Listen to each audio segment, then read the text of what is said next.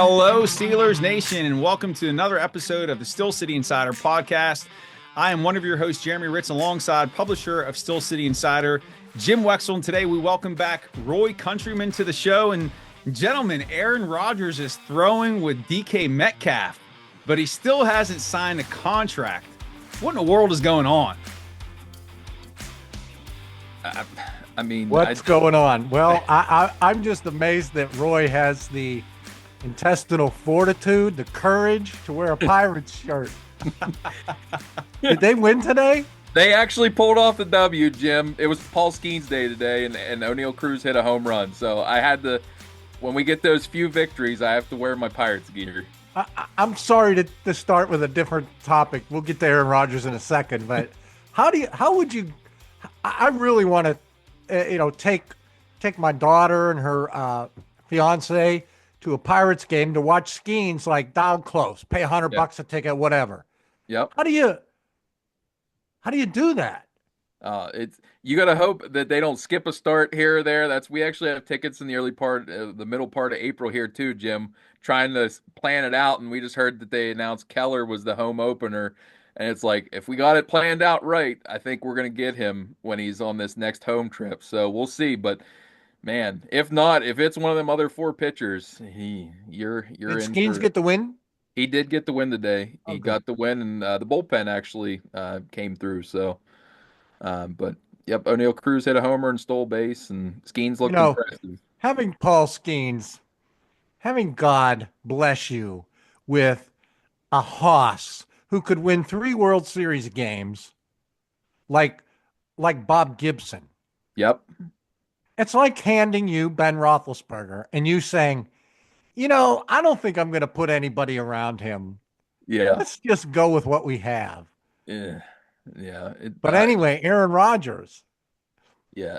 Aaron Rodgers, that to me, I'm always a guy that I read the tea leaves. If we're having throwing sessions with DK Metcalf, this is going to be the number one receiver on the Steelers this year. It's got to happen at this point. I even heard a little bit of Jeff Hathorn today on the Fan said that he thinks they have a handshake deal behind the scenes. A lot of people are trying to say with the Pat McAfee show and the big night out in Pittsburgh that that's going to be why they haven't announced it yet. But I don't think he'd be playing these games throwing with the receiver when this could particularly be his last season. And getting them reps in. He needs to have that, even though he might not want to go through OTAs, which is, I think, one of the reasons why he hasn't signed. Like, he's trying to play that game where, late career Ben Roethlisberger, where he didn't do a whole lot of preparation through training camp. I think that's what he's hoping for in this situation, that even though it's going to be a new team, new system, I think he's trying to, ease his way onto the roster, maybe, per se. So, okay, what do you guys think of him? We were talking right before here, Jim, as you were saying, don't waste all the bullets before. To me, I've never been a fan of Rodgers. I think it's something personal, so I've been trying to put that out of my mind as far as an evaluator. I told Jeremy here that I actually went back and watched, some of his game last night, his tapes from last year, and one in particularly was against Denver.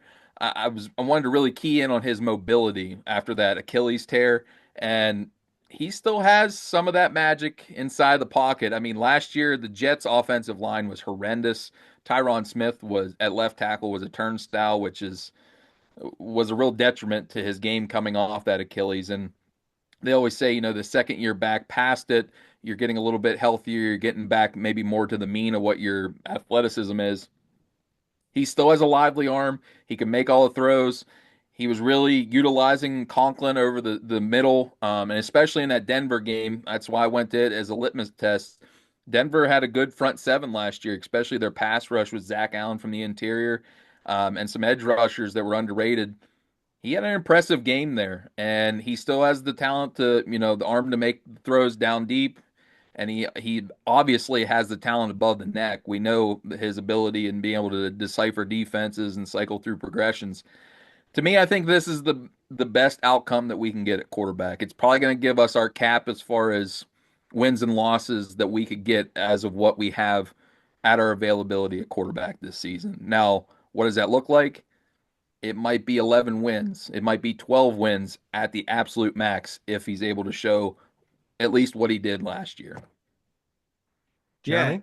Yeah. I mean, this guy's a first ballot Hall of Famer, and physically he might not be where he once was. And obviously, at 42 in the NFL, you can't expect that. But I think just his football IQ, the experience that he brings to the table, I think that's gonna pay dividends for this team. Now, how does he mesh with the Pittsburgh offense, with the organization? We know that Tomlin has had an infatuation with Rodgers for quite some time. So, I don't have any delusions of grandeur that he's going to come in and light it up and be the comeback player of the year. But the thing that I tell myself is he played for the Jets, right? That's where quarterbacks go to perish. So I That's where think Justin went. yeah, Yeah. well, yeah. So we'll see how that turns out. But I think just being surrounded with, DK Metcalf, the organization, we'll see what they do at the running back position. If this offensive line can come along, I think the quarterback spot, at least for the time being, will be an upgrade over what it was last year. That's my take. The more Now, I think about it. are you angry? Do you feel the Steelers look desperate and are you butthurt? I'll take this one first, Roy. I don't think so. I think there's merit to their quarterback is coming next year.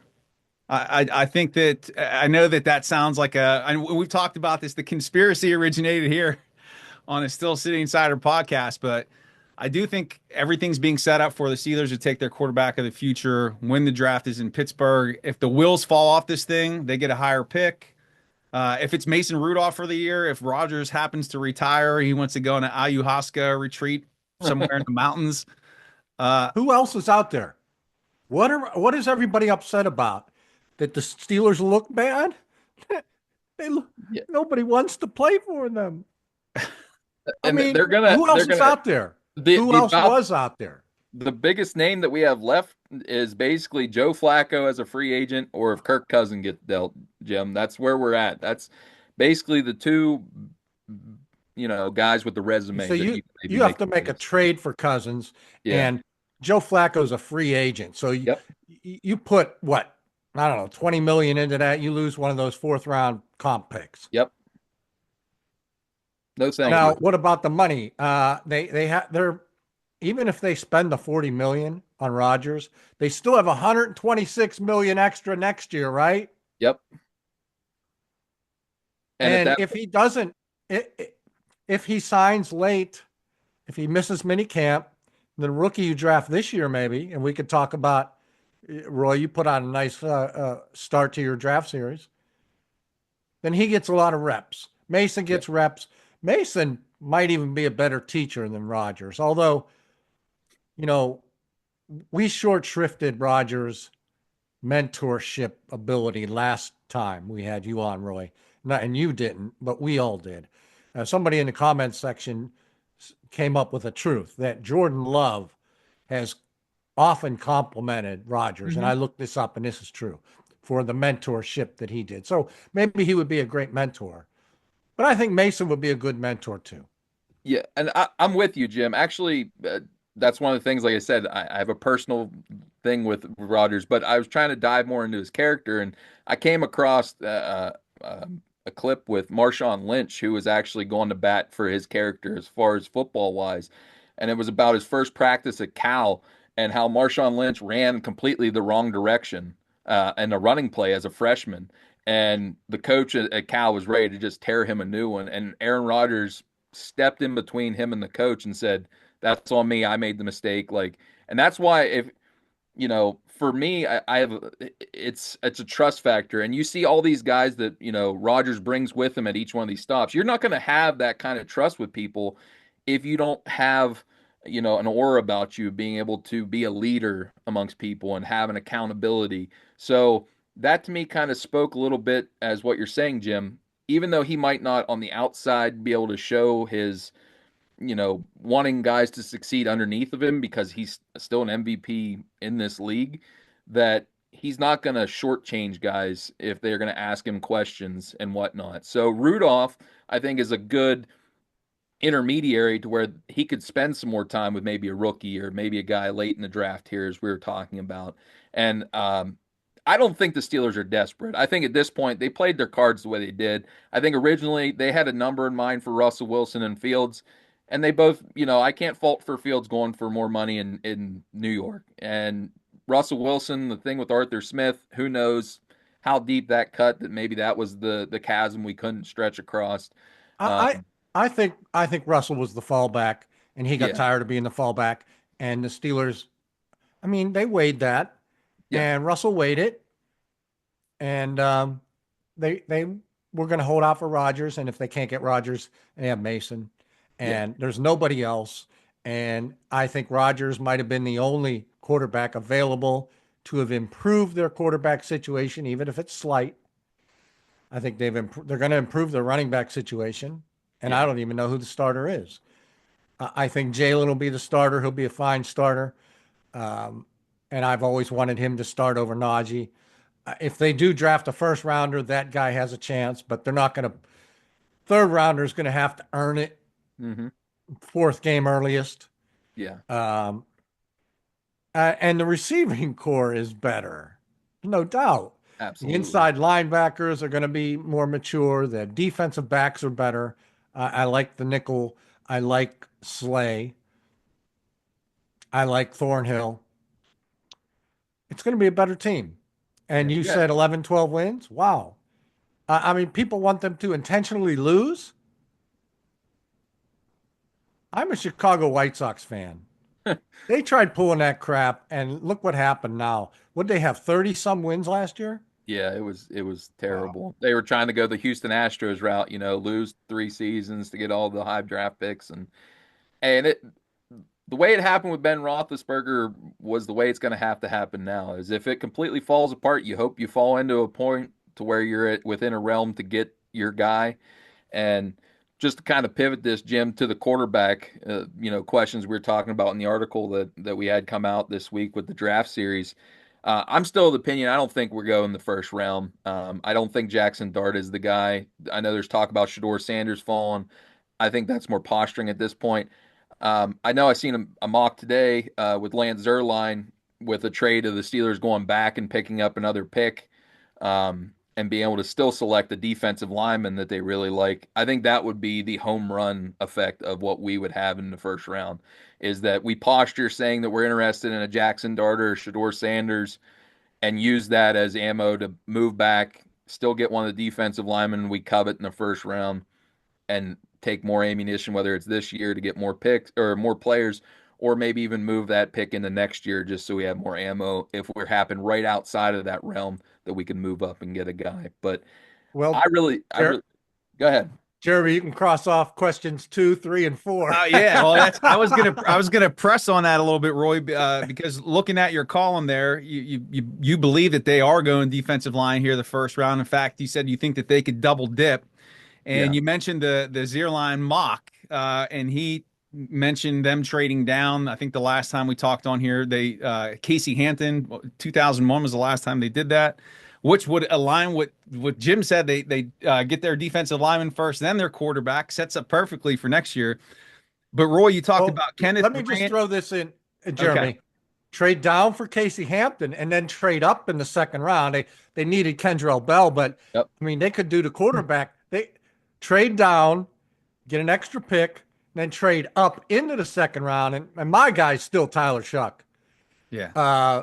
So anyway, Jeremy, I'd trade down and then trade back up. This time get the quarterback in the second round. Go ahead, Jeremy. I was just saying we need to be on speed dial with the con artist here.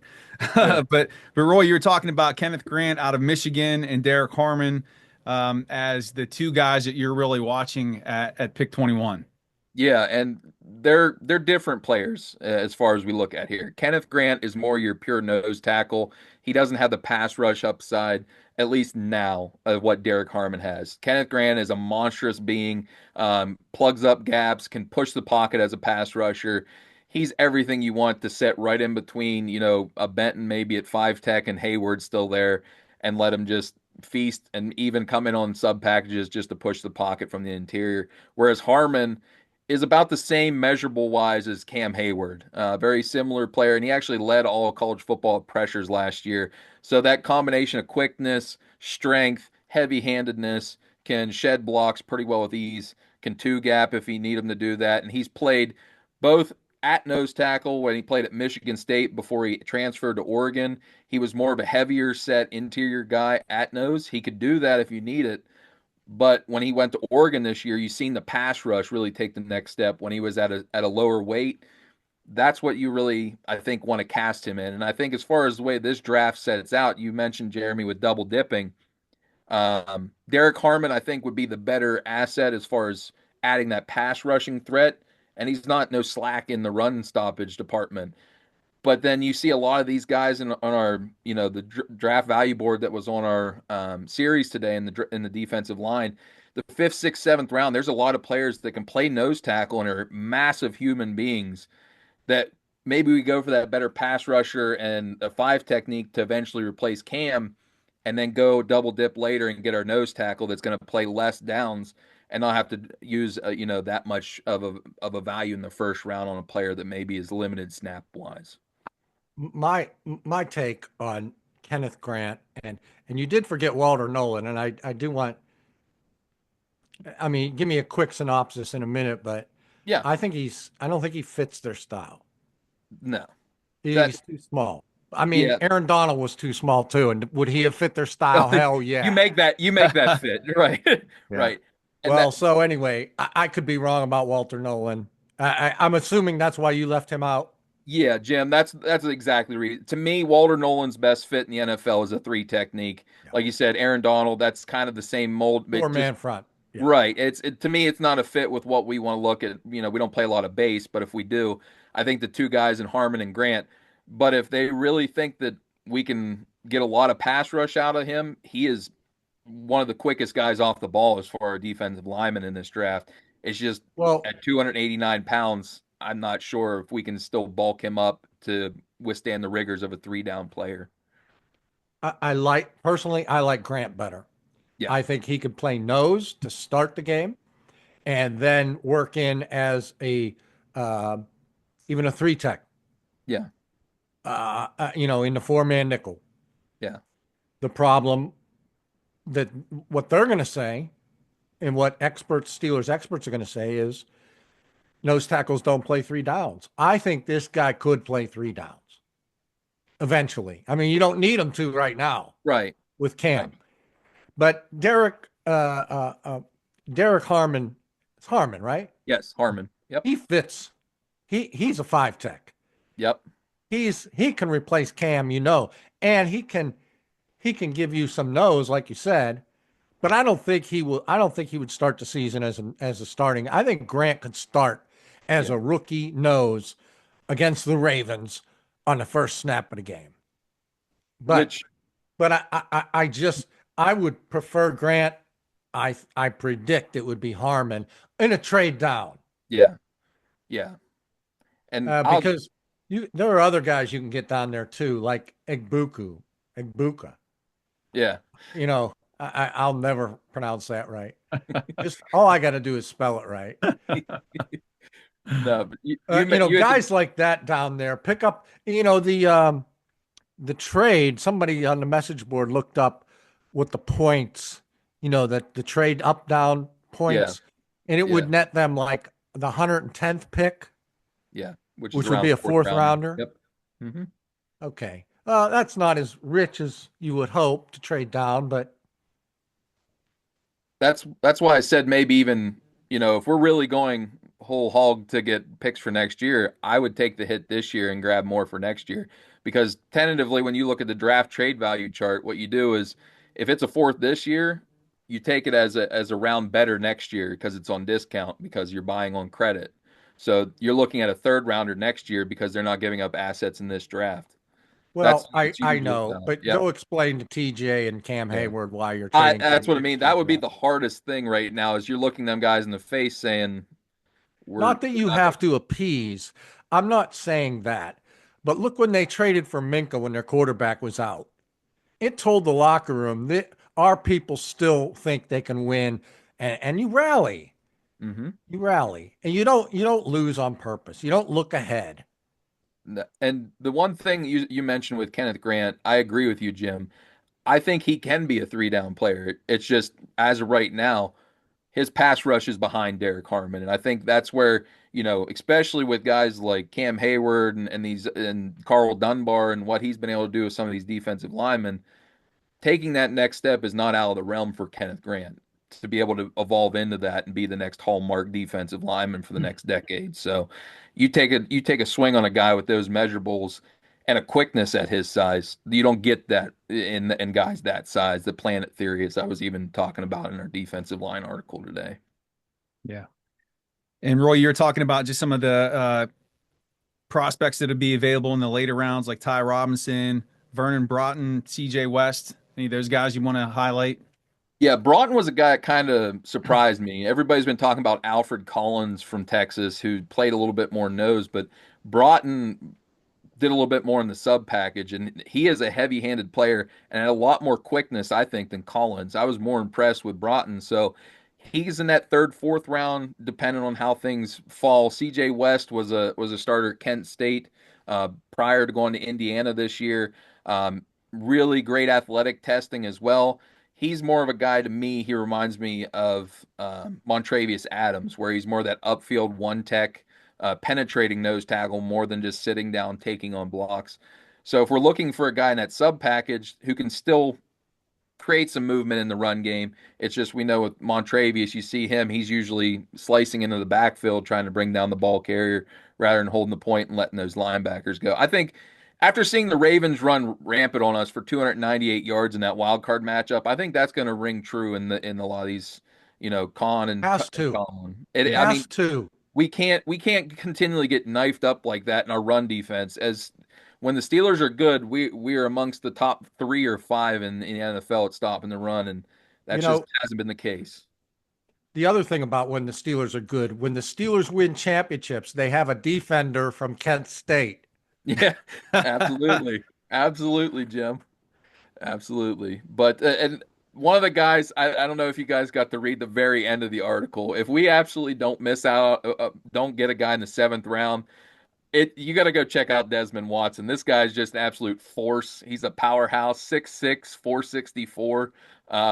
Just he looks like he's a wrestler that's throwing people around out there, and limited snaps. The guy is an absolute force at the point. He can take on blocks easily.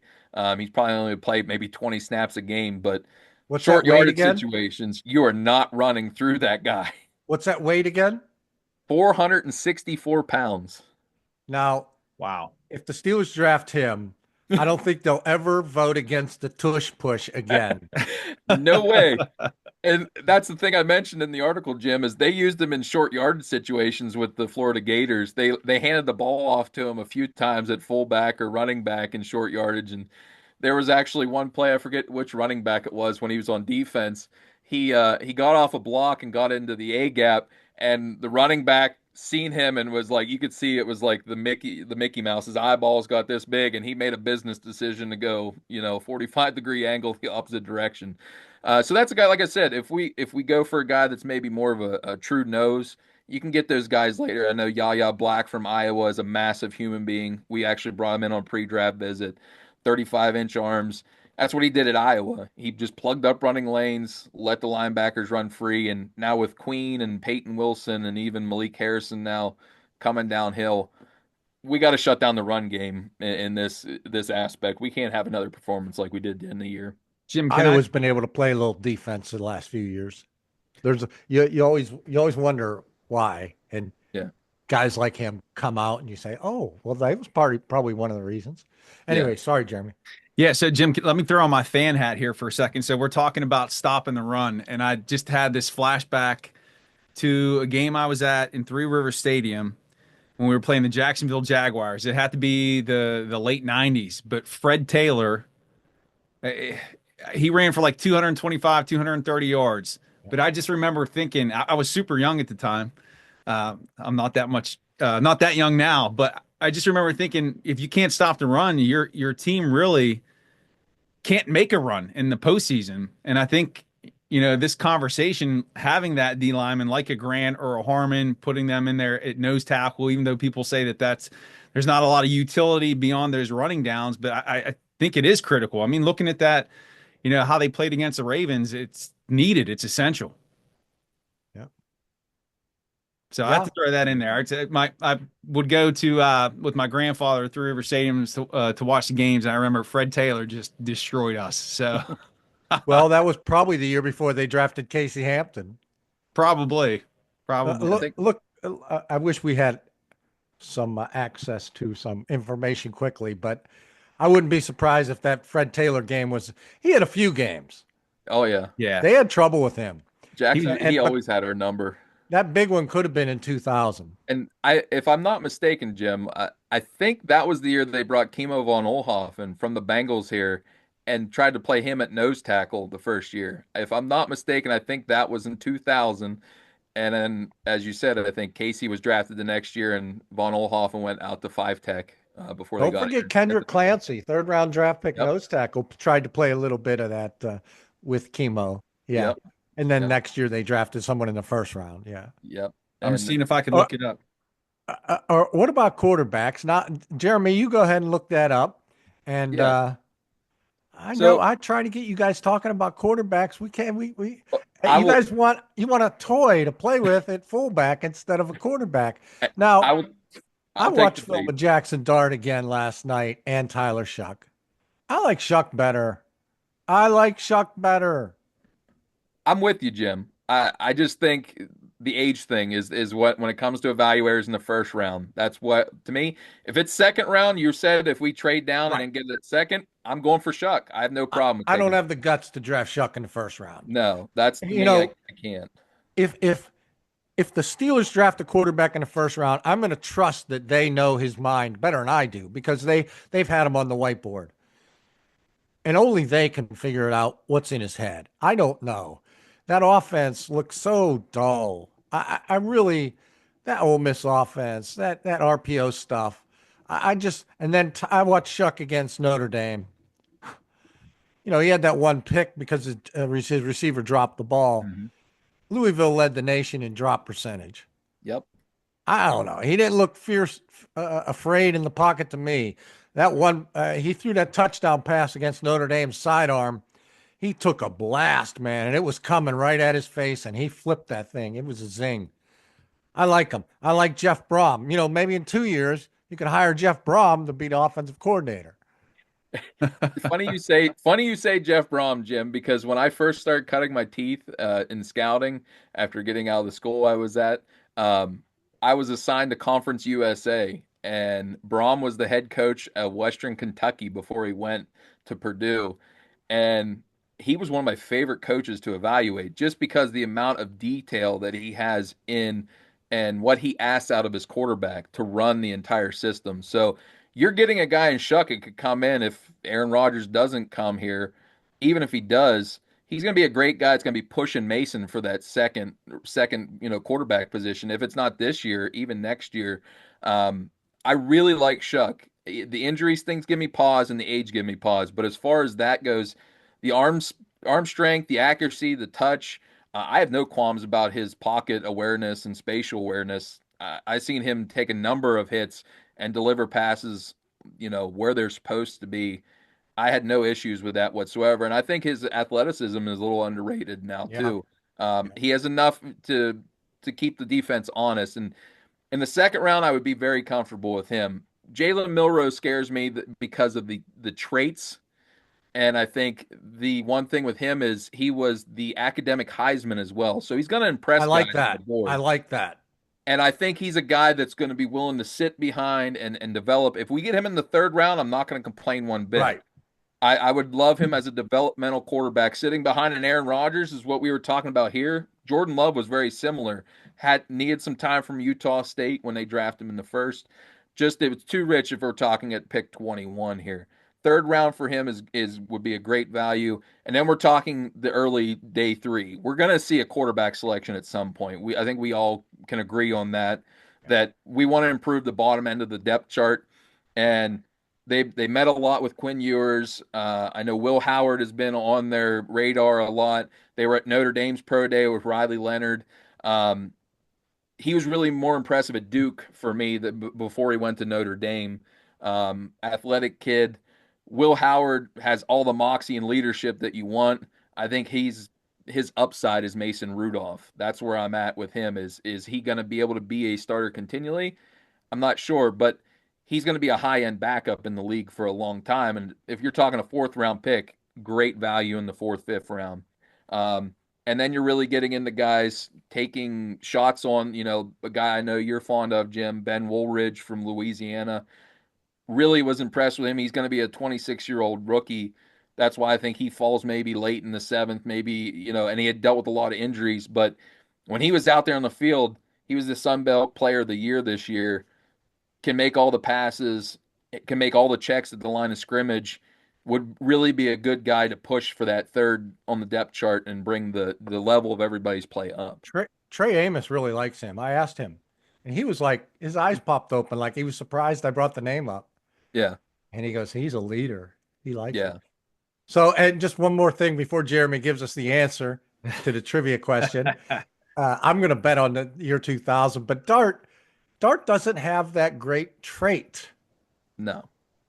He's Brett Favre size. He got a bit of a rocket, but it doesn't stand out. He looks a little short. Nothing says first round to me about him anymore. I liked a lot of things I saw at the combine when he's throwing against the air. Yeah. I mean, he's mobile, and if the Steelers love his mind, okay, I would never argue with any quarterbacks picked by people who are doing more investigative work than I am. Right. Yeah, and absolutely, that's the one thing. Even as an evaluator sitting here, I don't have the resources that a team does to be able to get guys on the board and the mentality that it's really a crapshoot. If you go back and look at the history of drafting quarterbacks, nobody's good at it. That's why there's so many, upheaval in front offices. But Jackson Dart reminds me a little bit of Drew Lock, who got a lot of, banning about with his big arm and moxie, but he went to Missouri. They had kind of a, sketchy kind of offense. He was a lot of one read, get the ball out quick, but he had a big arm, could run the ball. And Locke really has never really panned out either. So are we getting down that road with him when we talked about it here earlier? I know Jeremy talked about next year's.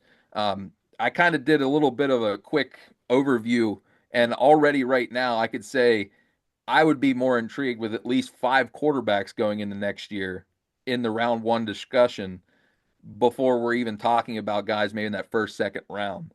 So am I more comfortable taking Jackson Dart and unsure of his upside, or maybe one of these other 5 that I think are going to be a first round pick and could really maybe lead my entire offense? So keep those comp picks. Yep. So you can wheel and deal next year. Definitely. Yeah. I think. All right, Jeremy, drum roll. Yeah, just to add, put a bow on that, I'm going to say a later round addition to the QB room, not early. So I'm going to say need a backup. Yeah. And it's almost like you're building the room. Doesn't have to be a starter, but that's a process that can take a couple years. We just don't want to flip the room every year. That's exactly right. Exactly. Bring somebody in, let him sit behind Rodgers. But here we go. I was able to find the answer. AI. This is AI's first appearance on the show. So ChatGPT. Fred Taylor's standout performance against the Pittsburgh Steelers occurred. Jim, you were right. November 19th, 2000. In that game, he rushed for 234 yards, the most ever allowed by the Steelers at that time. And he scored 4 touchdowns, 3 rushing, 1 receiving. He also contributed 3 receptions, bringing his total yardage to 248 yards for the game. This remarkable effort helped the Jacksonville Jaguars secure a 34-24 victory over the Steelers. It's so weird because the next draft, the Steelers drafted a nose tackle and an inside linebacker. Wow. That's weird. History repeats itself. Yeah.